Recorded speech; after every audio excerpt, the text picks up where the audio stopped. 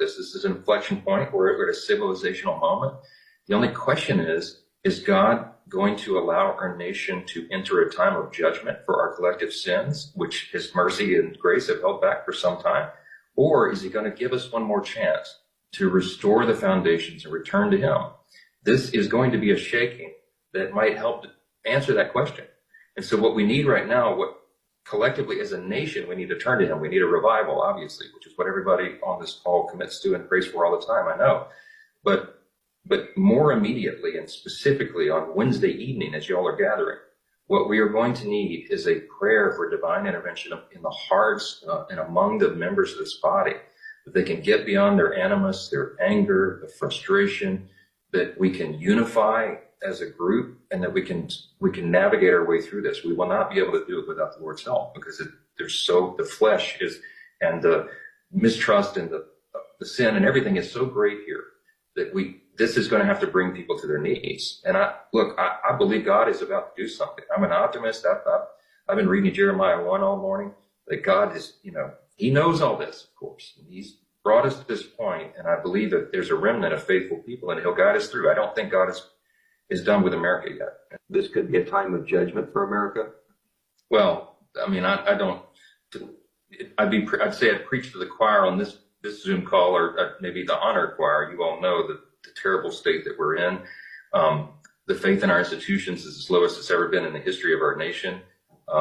The culture is so dark and depraved that it almost seems irredeemable at this point. The church attendance in America dropped below 50% for the first time in our history since they began to measure the data 60 years ago.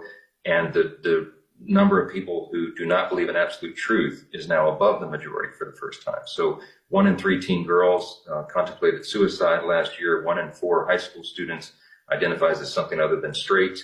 We're losing the country.